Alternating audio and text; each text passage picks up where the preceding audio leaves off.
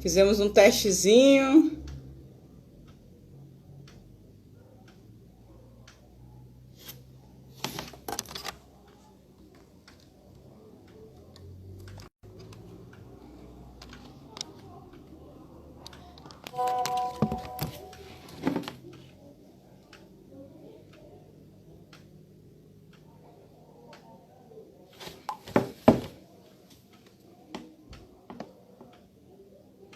Cleia, olá, entrou.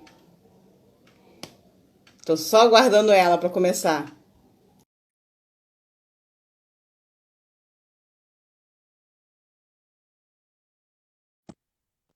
Agora acho que foi, hein? Agora sim, agora sim. Agora Pegadinha, foi. foi um teste, isso, foi um Agora foi teste, um teste, era necessário. Ainda bem, né, que foi teste, né? foi um Porque teste, né? queda de energia, né? Tantas outras coisas a gente nem imaginou, né? Mas Gente, boa noite. Pode falar. pode, pode continuar, não, mas felizmente a gente está aqui e vai dar tudo certo agora, com certeza. Deixa eu explicar um pouquinho para quem está entrando, porque as pessoas às vezes não estão sabendo. A gente fez tudo direitinho, deu algumas falhas aí por conta da queda de luz. E a gente estava falando sozinha, eu e ela, trocando um papo sobre ansiedade. Mas foi um treinamento, né? Foi, com certeza. E foi bom o Então, treinamento, né?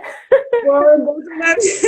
Mas eu já Não estava indo, é? já estava subindo, já estava assim, já fizemos um bom trabalho. Vamos começar novamente?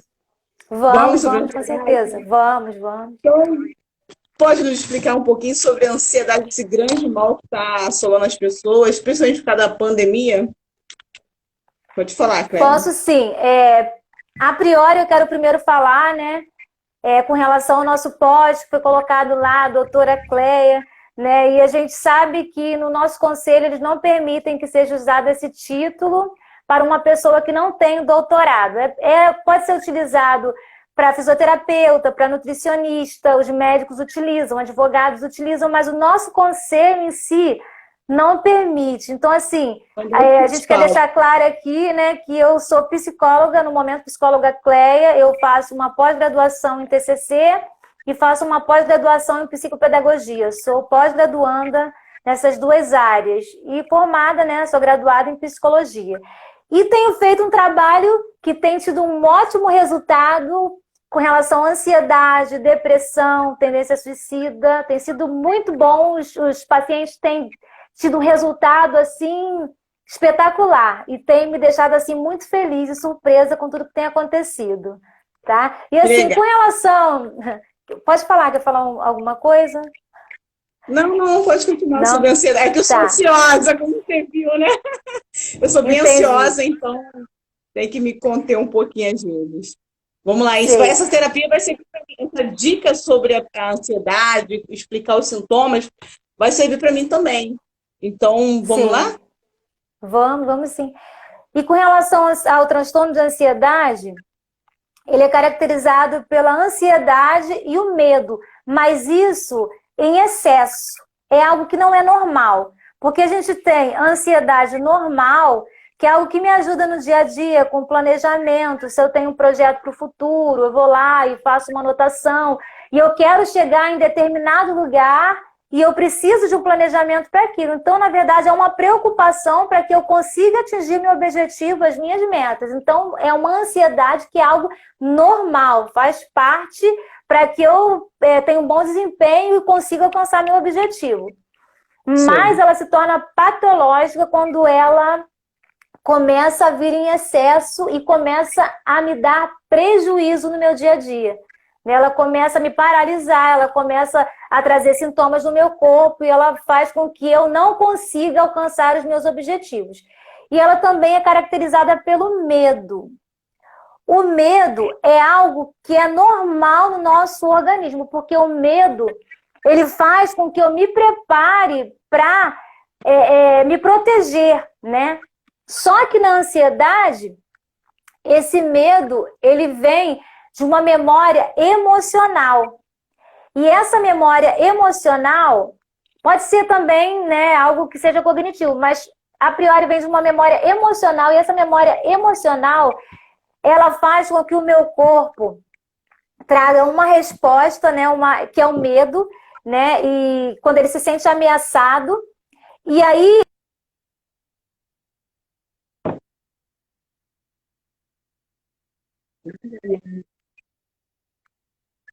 aconteceu no meu passado, no decorrer do meu desenvolvimento, né? Na minha infância, na minha adolescência.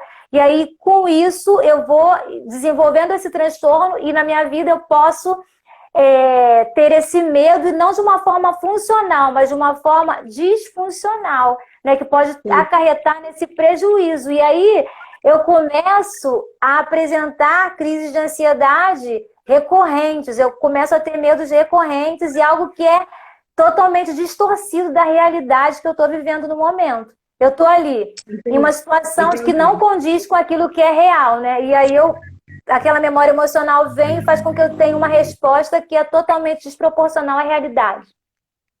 A sua internet não está muito legal, né? Acho que é meio para contrariar um pouquinho. Deixa eu fazer uma pergunta, Cléia. Lugares, objetos. Tá me ouvindo? Tá conseguindo? Tô sim. Tô. Tá picotando assim, mas não tá muito legal. Eu não sei se você tá conseguindo me ver direito. Tô vendo sim. Tô. Tá. Agora, se eu fizer cara assim é porque não tá legal a sua imagem, tá? Vou te dar uma pergunta que fizeram aqui. Lugares e objeto, e até cheiro, pode gerar crise de ansiedade? Pode trazer essa ansiedade excessiva?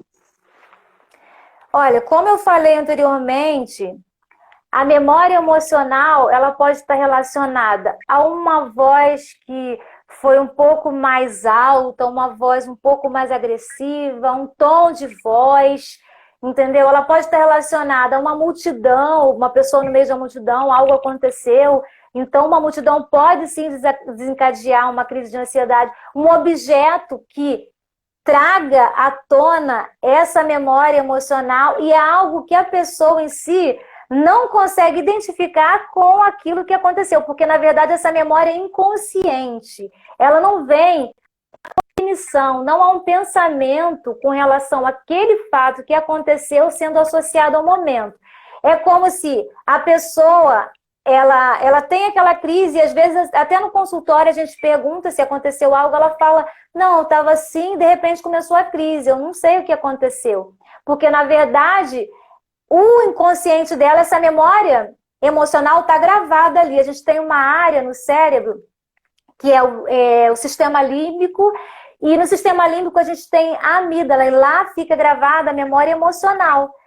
E quando essa memória emocional ela pode ser ativada por essas situações que estão gravadas ali. Então, quando o organismo, quando a mente, quando o cérebro, ele olha para aquela situação e ele associa algo que aconteceu no passado, ele automaticamente produz essa reação, que é o medo para que você tome uma atitude para que o mal não aconteça de novo. Por exemplo, você foi agredida, alguém falou com você com uma voz mais altiva. Talvez você possa sentir angústia, sentir medo quando alguém fala de uma forma mais áspera com você e você não consegue entender o porquê. Ou alguém falou manso com você, mas te agrediu. Você pode associar alguém que fala manso com mal-estar, porque alguém anteriormente te falou manso, mas te fez mal. Mas você não tem consciência disso, porque não é cognitivo, você não lembra disso, é algo que está gravado na sua memória emocional.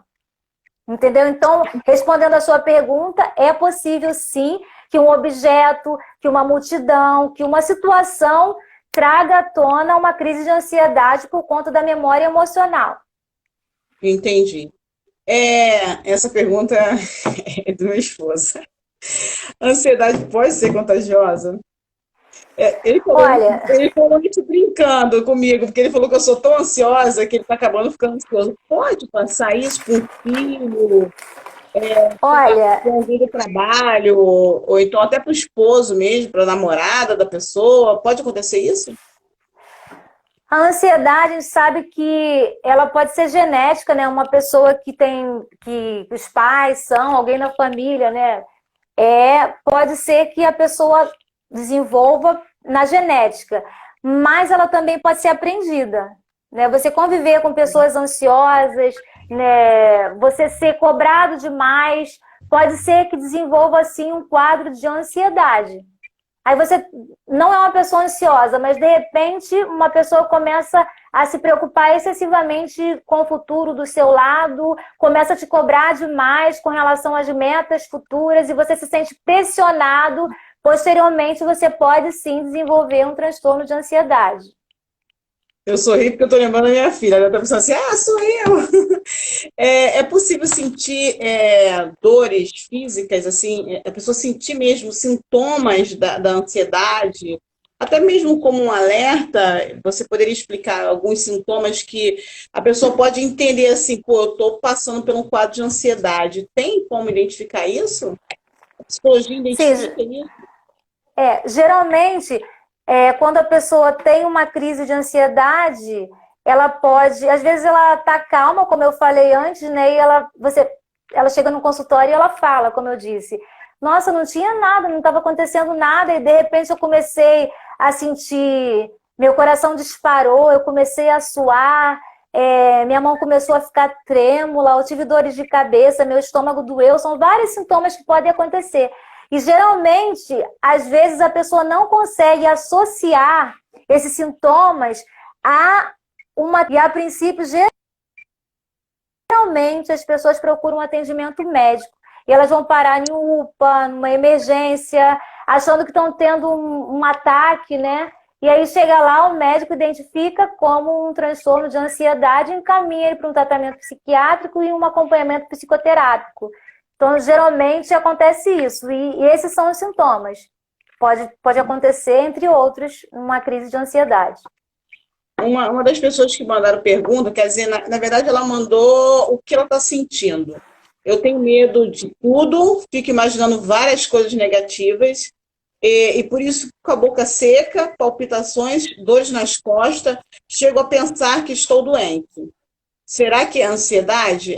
Como você explicou agora anteriormente, é ansiedade, né? E isso pode levar a pessoa mesmo para o hospital, né? A pessoa tem que precisar mesmo de um atendimento e estou infartando, chegar lá, minha filha, só ansiedade, né? É complicado, né? Chegar a esse ponto, né? Por isso que é bom o autoconhecimento, não é isso, Cléia? É verdade. Provavelmente uma pessoa com esse quadro, né, que está tendo palpitações no coração, né? Você colocou dores nas costas. São sintomas de ansiedade. Pode dar dores musculares, né? Às vezes muitas dores musculares, dor de cabeça, dores no estômago, é extremamente comum por conta da ansiedade. E aí a pessoa provavelmente tem ansiedade, o pensamento negativo, né? Não vou conseguir. Aí já está desvalidando, né? Porque você ter a ansiedade é uma coisa, né? Agora, eu começar com um pensamento negativo, porque a ansiedade pode ser o excesso de preocupação com o futuro. Aí eu preciso me preparar demais, talvez já não seja também uma visão de que eu não vou conseguir, mas pode estar associado a não vou conseguir sim. Mas esse não vou conseguir já vai desvalidar, e aí nesse não vou conseguir, talvez assim numa entrevista eu não vou conseguir, fazer uma prova eu não vou conseguir, aí eu já vou me invalidando, né? Porque a ansiedade, ela não vai ser só o excesso de preocupação com o futuro, nós somos um preparo em excesso, um estudar em excesso, e aí chega naquele momento, por eu ter me preparado em excesso por esse score alto de ansiedade e eu não conseguir mesmo fazer uma boa prova, não conseguir mesmo falar em público, aí pode ser que já haja ali um mutismo seletivo de não conseguir falar em público, né? E também não conseguir fazer uma prova e através disso eu começar a ter uma visão negativa do futuro. Eu não consigo mesmo, eu já tentei várias vezes e eu não consigo. Uma visão negativa de mim porque eu estudei, eu sou capaz, mas a ansiedade me impede de ter um bom resultado, porque eu não consigo falar em público, então numa entrevista eu não me dou bem, eu não consigo fazer uma boa prova porque eu fico tão nervosa no momento que eu esqueço tudo. Então, assim, eu não consigo alcançar meus objetivos. E aí, por eu não conseguir tirar uma boa nota, por eu não conseguir passar numa entrevista, eu começo a acreditar que eu não sou capaz. Mas é um quadro ansioso, um transtorno de ansiedade que está acontecendo que é passível de tratamento, de acompanhamento. E aí, eu pego e começo a me desvalidar. Aí já entra uma visão negativa de mim mesma. E aí eu posso entrar numa tríade cognitiva, se eu também entrar uma visão negativa do outro, da depressão. Entendeu? E aí eu já posso entrar não só com uma ansiedade, mas tem uma ansiedade que pode ali propiciar uma comorbidade, que seria a ansiedade junto com uma depressão por conta desse cenário ansioso, desse transtorno de ansiedade que está acontecendo com essa pessoa. Nossa, como o transtorno de ansiedade pode travar uma pessoa, né? Para ter um relacionamento com outras pessoas, para arrumar um bom trabalho, até ter até uma promoção no trabalho. Às vezes as pessoas não entendem isso, né? Assim, fisicamente, dando esse sintoma, você tem como abordar alguma terapia, tem uma forma que você possa ajudar as pessoas a não só identificar, mas também tentar controlar essa ansiedade em casa, no trabalho, numa adversidade dessa que pode ocorrer? Olha, quando a pessoa tem um transtorno de ansiedade, se alguém está assistindo, se enquadra e se identifica com esse transtorno, né, com as características que foram apresentadas, se não é só uma ansiedade algo normal, porque a ansiedade ela pode ser normal, como foi falado antes, mas se ela está desenvolvendo um transtorno de ansiedade, é necessário que ela faça um acompanhamento psicoterápico. A princípio, no acompanhamento, a gente faz a psicoeducação, né? E quando o paciente chega, às vezes, ele chega com score muito alto de ansiedade, porque geralmente a pessoa só procura o tratamento quando ela já não está mais conseguindo, já está desvalidada, ela não está conseguindo mais exercer as suas funções da forma que ela deveria, está sendo um incômodo extremo para ela, ela procura terapia. E quando o paciente chega com score muito alto de ansiedade, eu costumo encaminhá-la para o psiquiatra, né? Se tiver muito grave, tendo crises, né? Aí eu encaminho para o psiquiatra para que tem um acompanhamento medicamentoso também. E eu começo o acompanhamento com a psicoeducação e eu peço que faça exercícios, né? Exercícios de respiração, para chamar o corpo ao equilíbrio no momento em que a pessoa se perceber iniciando uma crise. E passo também algumas técnicas, que é o relaxamento progressivo, ou então a meditação guiada, que é o Mindfulness. Aí, o paciente escolhe, eu passo às vezes na outra semana outro, e a pessoa tem a responsabilidade de fazer pela manhã, para que tenha um dia mais tranquilo, né? Ajude ela para ter um dia mais tranquilo, e à noite antes de dormir para conseguir ter um sono mais tranquilo. E o relaxamento, né? O exercício, aliás, de respiração diafragmática, ele acaba trazendo um conforto, né? Porque o paciente aprende a respirar de uma forma, né? Que vai trazer mais alívio para ele consegue trazer a mente, a consciência, porque aquela memória emocional ali foi ativada e trouxe um descontrole emocional para essa pessoa e ela não consegue trazer a consciência, né? Porque foi antes do processo cognitivo.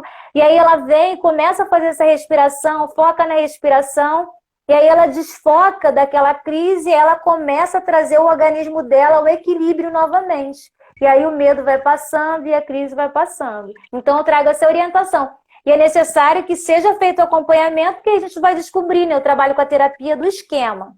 E a gente vai descobrir o que está acontecendo com essa pessoa, todo o histórico de estilos parentais, como era a relação dessa pessoa com os seus pais, com as figuras de afeto, como foi, o que foi desenvolvido ali nessa pessoa, através dessa criação, que esquemas desadaptativos aconteceram. E aí esse paciente vai ter o pleno conhecimento dele, vai saber quem ele é, vai ser orientado com relação a esses esquemas, esses eixos que foram formados. E aí, posteriormente, ele vai aprender a identificar quando eles aparecem. E, às vezes, esse esquema aparece com uma criança vulnerável, que é um modo de funcionamento.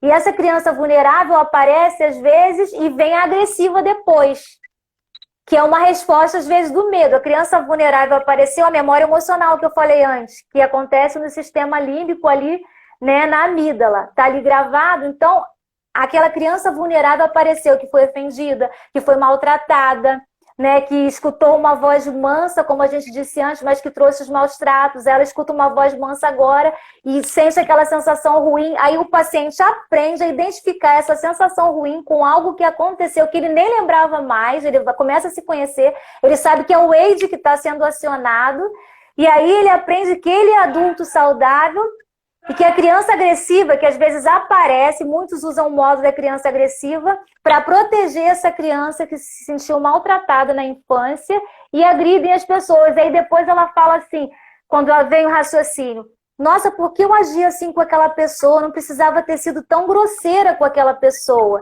Por quê? Porque essa sensação, o Wade foi acionado na memória emocional e ela acontece antes da razão.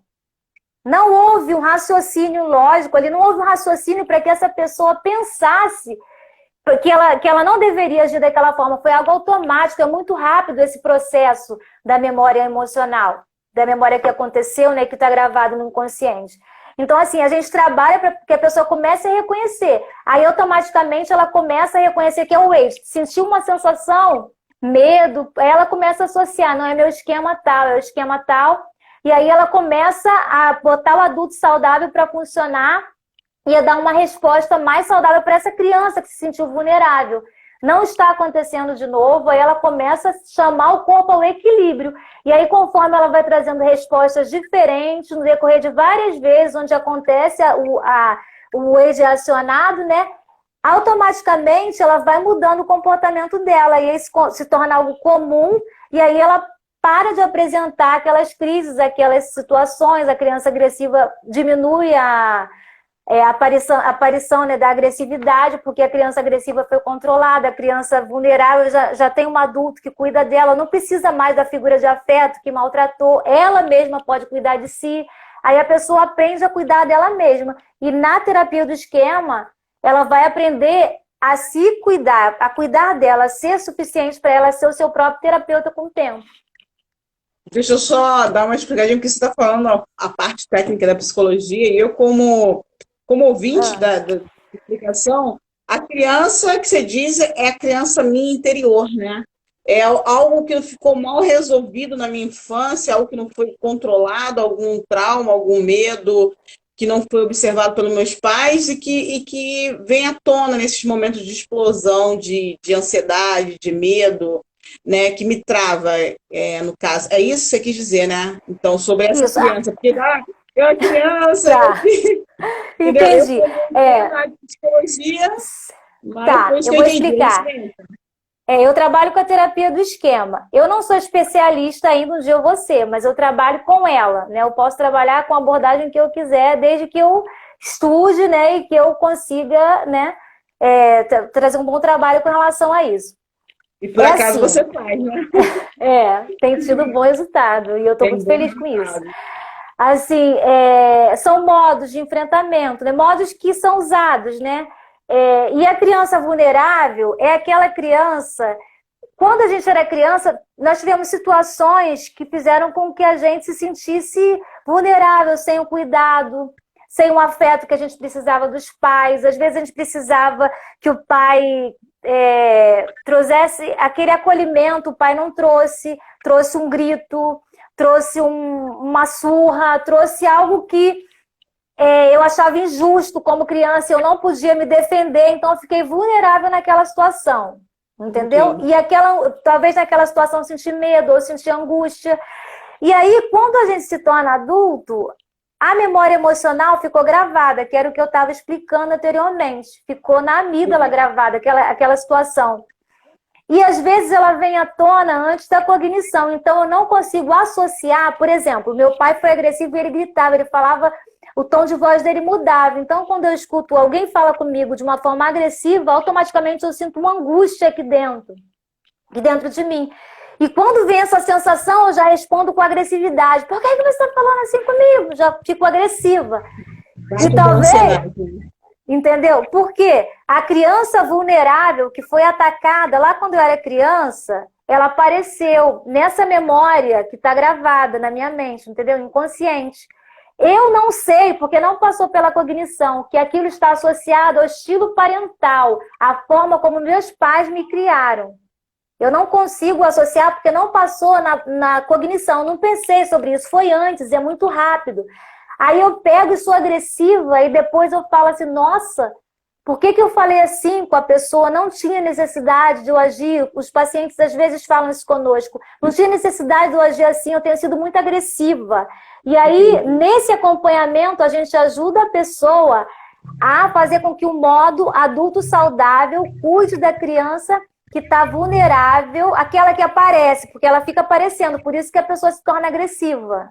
Porque ela quer se defender, ela não quer mais sentir aquilo que ela sentiu na infância. Ela sentiu dor, ela sentiu angústia, ela foi maltratada, ela foi ferida. Então, inconscientemente, o organismo está dando a resposta. Faz alguma coisa para você voltar ao equilíbrio, porque vão te machucar de novo. Você está entendendo? Que a gente falou do medo anteriormente. Então, o organismo está dando a memória está vindo para que você se defenda. Só que aí no tratamento, na psicoterapia, na terapia do esquema, a gente vai fazer com que esse adulto saudável traga tudo aquilo que essa criança vulnerável precisa para que ela entenda que aquilo não está acontecendo de novo. E a resposta vai ser dada várias vezes quando essa sensação vier, quando o paciente aprender a identificar quando ela aparece, para que posteriormente esse AID seja desativado e a pessoa consiga ter uma melhor relação com as outras pessoas.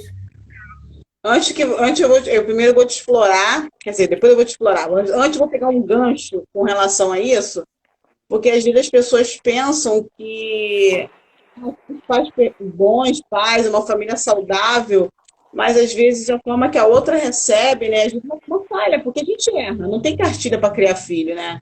A gente comete falhas mesmo, e essas falhas ficam soltas, como sem ponta, né? Algo sem ponta, né? E a psicologia faz isso, né? Faz essa ligação e ajuda bastante as pessoas a começarem a se entender e a descobrir onde estão ocorrendo essas falhas. E que trazem transtorno. Eu digo porque eu sofro de ansiedade, eu sei como que é difícil pra caramba. E assim, tem como você dar uma palhinha de algum exercício? Eu sei que são vários que você faz no consultório, mas eu queria uma, pelo menos aquela da respiração que você já fez comigo, e já me ajudou bastante no momento de ansiedade. Tem como você dar essa palhinha? Tá, eu vou dar assim, mas antes, trazendo... Pode fazer em casa, né? Porque às vezes a pessoa não tem tempo, não tem condições de estar fazendo uma terapia, e aí podem estar, pelo menos, começando a se ajudar, né? Com certeza. Mas assim, antes do exercício, eu quero trazer uma fala sobre o que você trouxe. Você falou dos pais, né? Você falando dos pais, com relação a pais. Às vezes a gente pensa assim, a gente tem até, às vezes, uma certa dificuldade com relação ao paciente, quando ele chega, que a gente vai fazer o questionário de estilos parentais, porque o paciente fala assim, nossa, mas os meus pais eram muito bons. Como eu vou, entendeu, responder isso aí? Mas a realidade é que a gente não quer dizer que os pais eram ruins, mas o estilo parental, às vezes, sendo bons, querendo ser bons, mesmo assim, a gente acaba propiciando que o filho tenha um esquema desadaptativo e funcione depois de uma forma desadaptativa, disfuncional, que vai trazer um prejuízo para ele na área da saúde mental e nas relações. Então as pessoas precisam entender isso, que não é que o pai seja ruim, o pai tentou fazer o melhor. Ele tentou, mas a gente erra também tentando fazer o melhor, né? Então, muitas das vezes acontece isso. Então, é necessário que na terapia o paciente tenha esse entendimento de que o terapeuta não quer incriminar o pai, a mãe, a figura de afeto, mas é necessário que seja dito assim a verdade com relação aos estilos, como foi feita a criação, para que se chegue a um resultado depois mais assertivo, tá? Fala. E com relação... Quer falar alguma coisa? Pode falar. Tá, é porque a gente vai lembrando de outras coisas, uma coisa vai puxando a outra, né? E assim, hoje a gente tem acesso a informações, hoje a tecnologia, o trabalho, o ritmo de vida da gente é corrido, é um processo que a gente às vezes passa a não perceber essa necessidade dos nossos filhos. E assim, uma coisa muito interessante é que a gente pode agora, quando criança, já entrar para tratar essa ansiedade da criança. Não tem? Porque criança também sofre de ansiedade, não sofre? Sofre. Geralmente, às vezes, a gente observa é uma criança ansiosa e às vezes é reflexo dos pais. É aquilo que a gente já chegou a falar, né? Às vezes tem uma relação dentro de casa, os pais são extremamente ansiosos e a criança aprende. Às vezes, eu tenho uma paciente que ela tem 7 anos, não vou falar o nome, né? E assim, essa paciente é extremamente ansiosa. Aí você vai conversar com os pais, aí você descobre o estilo parental, a forma que é criada, e você vê que há uma ansiedade extrema na relação ali entre eles ali. Então acaba produzindo essa ansiedade. Já tem a genética e ainda nas relações. Aí, com certeza, a criança vai desenvolver um quadro de ansiedade. Agora, rapidinho, Luciana, tem uma pessoa aqui, a Kátia, ela está perguntando: boa noite, eu quero ficar somente sozinha, sem vontade para nada, pode ser depressão? Ih, travou. Logo agora. Do futuro, né? A gente falta de apatia. Volta um pouquinho, porque deu uma travada na sua internet. Tá. Eu vou te indicar uma boa internet para você. Ok. A Kátia Cândido está perguntando se ela pode estar com quadro de depressão, porque ela tem vontade só de ficar sozinha. A depressão, ela envolve a falta de prazer, né? Ela envolve a apatia, esse cansaço, a vontade de ficar sozinha, né? Mas assim, a tríade da depressão, ela é uma visão negativa de si, do outro, do futuro. Então é necessário que seja feito um atendimento para verificar se há de fato uma depressão aí. Mas assim, a orientação que eu te dou é tentar, né, fazer atividade física, tomar sol, escutar músicas alegres, coisas que te façam bem, se afastar de pessoas as quais você não tem o prazer de estar perto, para tentar dar uma melhorada aí no nível dos seus neurotransmissores, para você se sentir melhor. Mas a psicoterapia é de extrema necessidade, dependendo do quadro, é necessário a ajuda do psiquiatra para que ele passe um antidepressivo para você. Na verdade, a atividade física, o sol, eles fazem um trabalho aí junto, e vários pacientes meus que estavam no quadro de depressão, eles seguiram as orientações, conseguiram, apesar de estar no estado assim bem avançado, eles seguiram as orientações de fazer atividade física, de tomar sol, começaram a ter uma visão mais benéfica com relação a si mesmo, com relação ao outro, mudar o processo do pensamento, e eles hoje estão muito bem, são outras pessoas assim, você olhando, já conseguem sair, já conseguem falar, já conseguem estar no convívio social, então já conseguiram sair desse quadro de depressão maior. Então, eu te oriento a tentar começar, né, fazer essas coisas que eu te orientei e procurar um psicoterapeuta para fazer um trabalho psicoterápico, dependendo do psicoterapeuta, o psicólogo vai te direcionar a um médico psiquiatra para que você tome um antidepressivo e melhore aí a sua situação, tá bom? A gente fugiu um pouquinho do tema ansiedade, né, para depressão. Kátia, um beijinho para você, que Deus abençoe você. Assim, uma coisa muito interessante que eu queria até trazer, e você depois pode comentar sobre isso, é que as pessoas, às vezes, elas não querem fazer terapia, né? Porque dá trabalho, ficar toda semana indo fazer terapia. Tem umas até que pedem para fazer uma vez por mês, né? Que não dá resultado. E a ansiedade, às vezes, a pessoa prefere tomar medicação. Só que a medicação é uma falsa ideia de que você está bom, né? Que depois que acabar o medicamento, você não sabe lidar com aquilo. E a psicologia entra nessa forma de olhar para si, né? De entender como que você é e compreender e saber na hora certa de agir. Agora você está fugindo de mim, cara. Agora eu quero fazer o exercício aqui para o pessoal aprender o exercício que eu já faço, que a Cléia já me explicou, e ajuda bastante a relaxar. Então, pode falar, dicasinha? Só uma, só. Tá, assim, os exercícios, eles ajudam, né, a pessoa a voltar, né, ao equilíbrio. Porque, como a gente falou, a memória emocional vai ativar a sensação de medo, né, ansiedade, e o exercício, ele vem para trazer a pessoa de volta ao equilíbrio. E assim, um dos exercícios que eu costumo ensinar para os meus pacientes logo que eles chegam é o exercício de respiração diafragmática, que é o mais simples. E o que você falou, também você falou com relação à medicação. O que acontece? As pessoas, às vezes, associam a cura, né, um tratamento assim, não estou sentindo mais porque eu comecei a tomar a medicação.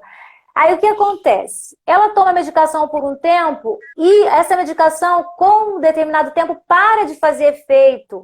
E é necessário que haja um aumento da dose, que mude a medicação. Por quê? Porque não houve a psicoeducação. É de extrema necessidade o trabalho do psiquiatra junto com o trabalho do psicoterapeuta. O psicólogo tem uma função de extrema importância. Como eu disse no caso da Kátia, né, eu falei, a início, com relação à depressão, a gente começa com um trabalho psicoterápico, dependendo da psiquiatra. Assim também na ansiedade.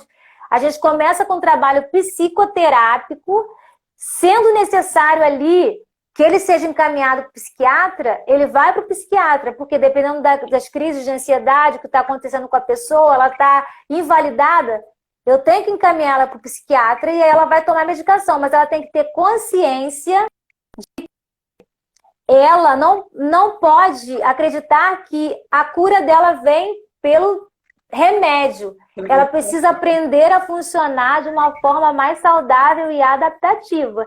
E a terapia que vai fazer com que ela se conheça, né, que a gente vai trabalhar com todo um trabalho assim, de observação, preenchimento de questionários, como eu falei, de estilos parentais, questionário de Jung, a gente vai conhecer os esquemas, que hora que ele está sendo acionado, ela vai aprender a identificá-los, e aí ela vai aprender a dar uma resposta mais saudável para aquela situação, e aí automaticamente o organismo dela vai responder de forma diferente no futuro, porque ela aprendeu que aquilo ali é um wave que está sendo acionado, então ela vai conseguir com o tempo desativar, e aí ela vai mudar nas suas relações, ela vai sentir mais bem-estar, por quê? Porque ela vai estar aprendendo a identificar o que está acontecendo com ela. E aí, se ela não fizer o acompanhamento, tanto com os exercícios, quanto com atividade física, toda orientação que o profissional diz para que ela faça, se ela não seguir, o que vai acontecer? Ela não vai entrar na psicoeducação, ela não vai compreender o modo dela de funcionar. E aí, ela vai ficar só no medicamento e vai ter que aumentar a dose. Então, é necessário um trabalho em conjunto e fazer ali um desmame assim que a pessoa conseguir a fazer a psicoeducação, já estiver bem, ela retorna ao psiquiatra e pede a ele para diminuir a medicação. Vamos fazer exercício? Entendeu? Vamos. Bom, um dos exercícios que eu oriento, né, os pacientes a fazerem logo no início da terapia, né, que é o mais simples, é a respiração diafragmática. Aí eu passo o relaxamento muscular progressivo, eu mando um áudio para eles fazerem pela manhã e antes de dormir, né, para trazer o corpo ao equilíbrio, né, uma sensação de mais tranquilidade. E durante o dia elas fazem a respiração diafragmática, no caso de perceber que está sendo desencadeada uma crise, excesso de pensamentos, aí elas já vão em fase. Como funciona a respiração diafragmática? Você vai inspirar, vem comigo. Luciana, vem comigo. Você vai inspirar, prende, e aí você solta. Você vai inspirar, prende, solta. Pode sentir o ombro relaxando. Vai inspirar, prende, solta. E aí a pessoa faz até ela se sentir relaxada. Geralmente dá uma abrição de boca, às vezes dá uns arrepios, é porque o corpo está relaxando. Entendeu? Isso faz parte do tratamento. Se tiver condições de fazer com os olhos fechados, melhor ainda. Se fechar os olhos, né? E aí você foca na respiração. Por exemplo, no momento de crise, você foca na respiração, tira o foco da ansiedade, daquela crise que está acontecendo e começa a respirar automaticamente, vai aliviando, né? E desconstruindo aquilo, né? Aquela crise que começou. Entendeu? Depois, assim, a gente passa umas outras técnicas para vocês. Pode falar. Aí tem no consultório, né? Eu queria primeiro agradecer a você, porque a gente acabou iniciando a live bem cedo, né? 8 horas. e a gente teve problemas com isso, a gente acabou não entrando online. Mas eu te agradeço muito pela sua colaboração, explicando sobre ansiedade. E você está fazendo atendimento online, né, e presencial. Me explica um pouquinho, Isso. tem alguma coisa no online ou não? É a mesma coisa? As pessoas podem se sentir seguras em fazer um bom atendimento de qualidade, pagando um atendimento online. E as pessoas têm, além de ter o tabu do psicólogo, né, tem o tabu também do online, né? Eu As pessoas ficam sei. não vou pagar para ficar na minha casa falando pela internet. É complicado para algumas pessoas também de idade. Mas assim, perde alguma coisa no tratamento? Não, o que acontece? Eu faço atendimento na Revitale, né? Eu estou aqui, né, em parceria com vocês, né, na nossa clínica aí multidisciplinar, e é Sim. presencial ali, mas faço também atendimento online. E o atendimento online, ele acontece da mesma forma que o presencial. Eu estou aqui conversando com você, ó, é da mesma forma. O que eu tenho que falar com o meu paciente, né? O que eu tenho que tratar com o meu paciente, as intervenções que eu preciso fazer com o meu paciente, elas são feitas da mesma forma que são feitas as intervenções presenciais. Entendeu? Então, assim, não há uma diferença com relação ao atendimento online. A eficácia, ela acontece também. E hoje, nos dias que a gente está vivendo, às vezes a pessoa tem essa dificuldade, né? Se você quiser trazer alguma fala com relação a isso. Eu estou até falando isso porque algumas pessoas não estão travadas em sair de casa do atendimento presencial, que a gente segue todas as orientações, né, para prevenir. Mas a gente tem tido uma procura também de pacientes que querem atendimento online. Então, eu queria deixar bem à vontade as pessoas que nós oferecemos o serviço online e presencial, tem tido resposta. A Revitale tem um trabalho em equipe, que a gente trabalha se falando sobre aquele paciente, sobre a patologia que cada um trata. Olha, vamos dizer, uma pessoa contrata o nosso serviço, por exemplo, a ansiedade, e aí eu trabalho com a acupuntura, a Cleia e as outras psicólogas tratam com o tratamento da psicologia, né, com essa intervenção maravilhosa que vocês fazem, que eu sou apaixonada pela psicologia, mesmo não sendo psicóloga, assim, mas trabalhando com vocês, eu tenho visto o trabalho e o resultado dos pacientes. E eu, como pós-graduada na área de medicina chinesa, eu vejo que é aquela, assim, aquela associação que perfeita. E vem também um tratamento com a nutricionista. Então, você que quer fazer um tratamento, que não consegue perder peso. Eu já fiz todos os tratamentos e não consigo perder peso. Às vezes, o problema do seu sobrepeso é a ansiedade. E a gente tem aqui esse trabalho, né? A gente já tem até feito alguns tratamentos com algumas pessoas, assim, né? Com a equipe multidisciplinar. E temos tido resultado, né, Cléia? É muito interessante. Eu agradeço a você de coração por estar aqui essa hora, né, dando essa atenção, explicando um pouquinho do seu conhecimento. Eu agradeço muito, agradeço a nossa equipe também maravilhosa, a doutora Suzana. Você não gosta de chamar de doutora, quer dizer, o conselho de vocês não dão esse respaldo, infelizmente, porque até no dicionário diz que todos aqueles que são formados, têm graduação, podem se chamar de doutor, né? Só que o meu conselho me dá esse respaldo, como dá o conselho da nutrição, que eu li algumas coisas, mas infelizmente de vocês não dão esse respaldo. Mas eu assim mesmo eu chamo por respeito ao Verdade. profissional que vocês são, maravilhoso, esse respeito multidisciplinar, a gente tem que respeitar as outras profissões, a gente nunca tem que entrar no campo do outro profissional, a gente tem que ter esse respeito, o endocrinologista ele passa a medicação e o nutricionista passa a dieta, como a gente também tem que respeitar o nutricionista, o psicólogo, e esse trabalho que a gente tem feito aqui tem sido maravilhoso, né? Tem dado muito bons resultados. Eu espero que as pessoas que tenham em casa com dificuldade de ansiedade, de obesidade, que elas possam vir contar com a gente, com esses tratamentos que a gente faz em equipe, que é maravilhoso, é algo renovador, é algo que não tem muito aqui na Baixada, que a gente está inovando com esse diferencial. Então, eu agradeço a Suzana, agradeço a Heloísa, e agradeço as duas psicólogas que a gente tem.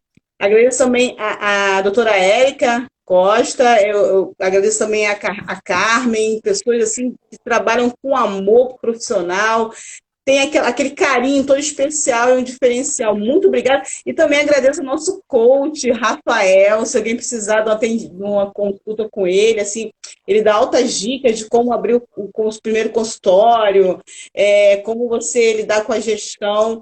A gente tem uma equipe muito bem estruturada, muito interessante para estar ajudando tanto os profissionais, né, que queiram um coach para ajudar na primeira momento de carreira profissional, como os profissionais aqui que a gente tem, né? Nós temos uma educadora física também, temos aula de dança.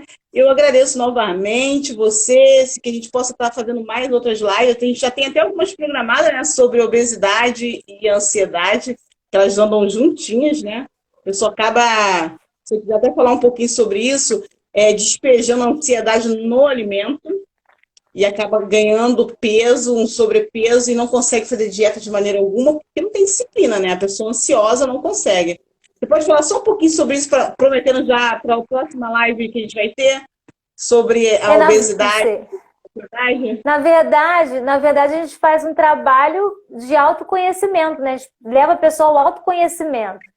E aí ela vai descobrir o que está acontecendo com ela vai descobrir como ela se vê, ela vai descobrir os eixos que estão sendo acionados, e aí ela, na verdade, às vezes compensa essa ansiedade, esse excesso de preocupação no alimento, porque traz uma certa saciedade para ela.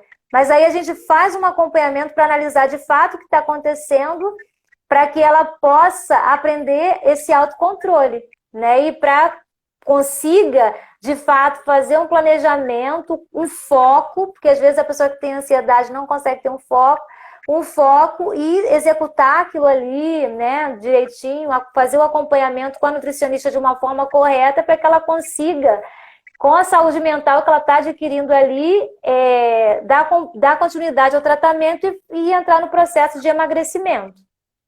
Eu estou vendo até que uma pessoa botando preciso ansiedade versus obesidade.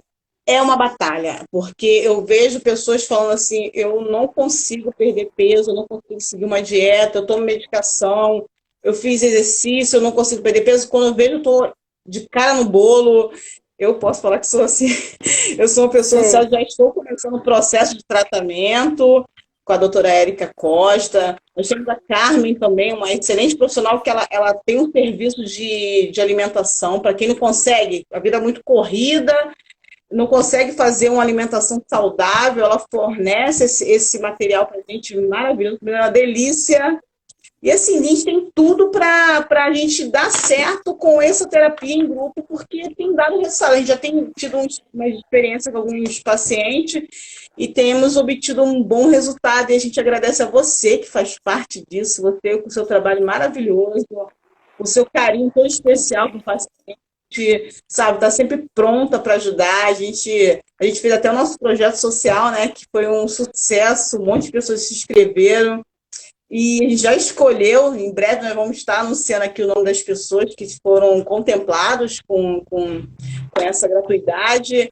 E assim, muito obrigada, porque de imediato você aceitou, abraçou a causa, uma causa para o bem, que a gente está passando por essa pandemia que trouxe bastante desconforto às pessoas, até financeiro, né? Muitas pessoas perderam o trabalho, e a gente preocupada com isso, a gente abriu esse projeto. Então eu te agradeço de coração, pelo bom coração, para a gente estar junto nesse trabalho maravilhoso. Obrigada, que a gente possa ficar durante muitos anos trabalhando em equipe.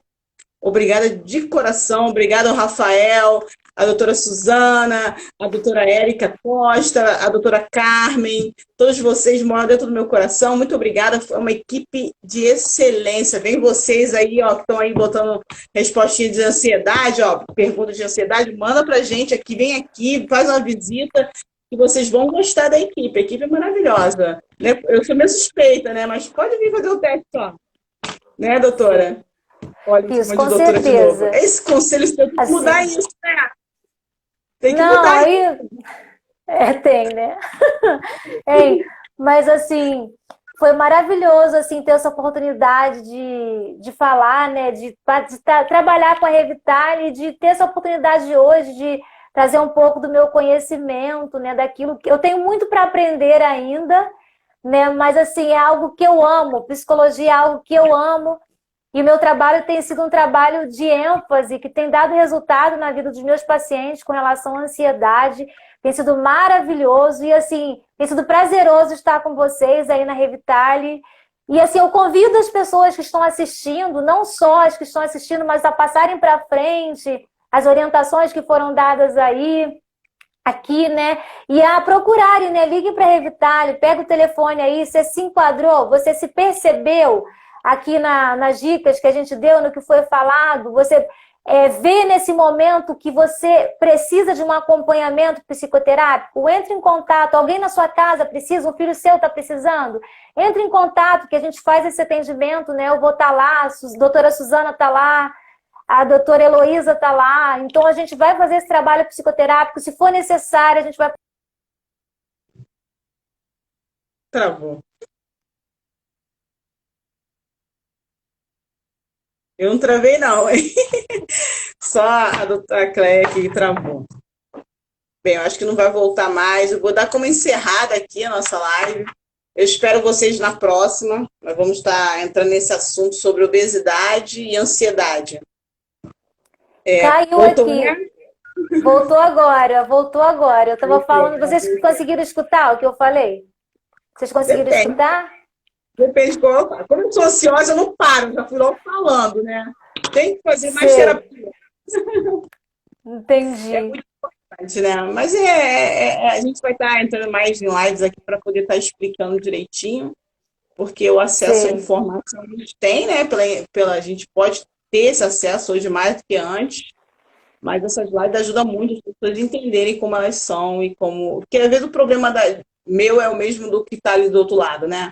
Do lado da telinha. Então, às vezes, a pessoa se identificar e pedir ajuda é importante.